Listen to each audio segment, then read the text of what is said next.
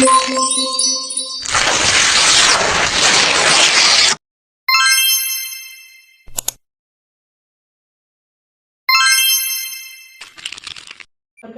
nama saya Herna Elizabeth Lumban Batu, MPM 2209100038 dari Program Studi PGSD, Fakultas FKIP, Universitas Katolik Santo Thomas. Di sini saya akan membuat video untuk memenuhi salah satu tugas saya dari Ibu Juliana SPD MPD. Selamat menyaksikan.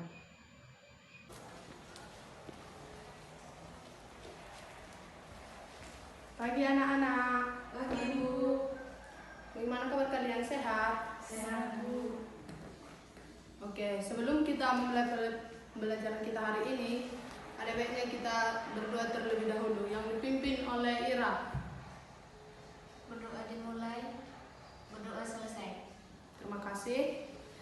Baiklah, materi kita hari ini mengenai cerita anak. Siapa yang tahu apa itu cerita anak? Ada yang tahu? Tidak Bu.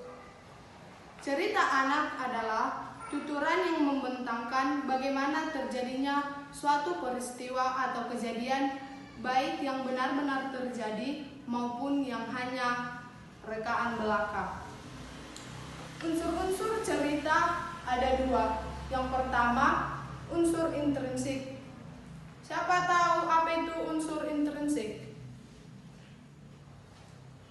Unsur intrinsik adalah unsur yang membangun karya sastra cerita dari dalam diri karya sastra itu sendiri. Dan yang kedua ada unsur ekstrinsik.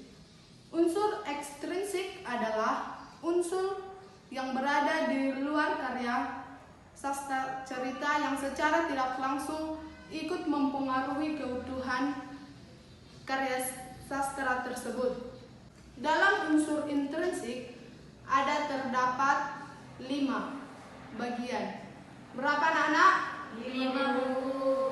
Yang pertama ada tema, yang kedua tokoh, yang ketiga penokohan, yang keempat ada alur atau plot, dan yang kelima ada latar atau setting.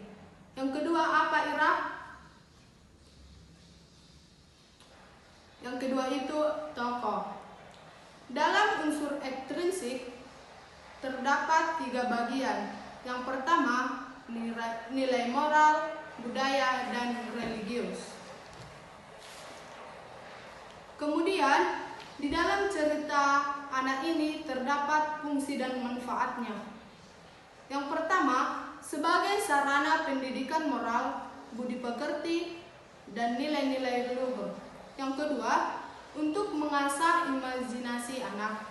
Yang ketiga, dapat membantu anak mampu berkomunikasi atau berbahasa.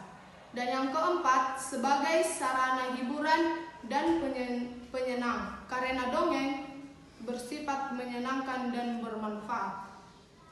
Kemudian, jenis-jenis cerita anak. Jenis-jenis cerita anak tergolong 2 bagian. Yang pertama, cerita anak fiktif. Cerita anak fiktif adalah cerita anak yang mengandung unsur rekayaan dari pengarangnya. Yang kedua, cerita anak tentang kisah perjalanan atau bisa juga disebut dengan biografi tokoh. Ada yang mau bertanya? Tidak Bu. Saya Bu. Oke, Ella silahkan. Apa saja contoh unsur intrinsik Bu? Contoh unsur intrinsik cerita anak.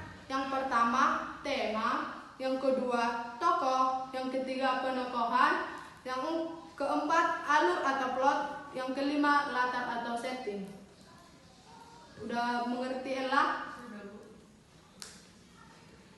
Baiklah, Ibu akan memberikan tugas untuk kalian semua. Boleh dicatat ya, Nak? Iya Bu. Tugasnya, coba buat 1 contoh cerita anak dan minggu depan akan dibacakan di depan. Baik Bu. Oke, cukup sekian untuk pembelajaran kita hari ini. Mari kita tutup dengan doa. Mari kita berdoa. Berdoa selesai.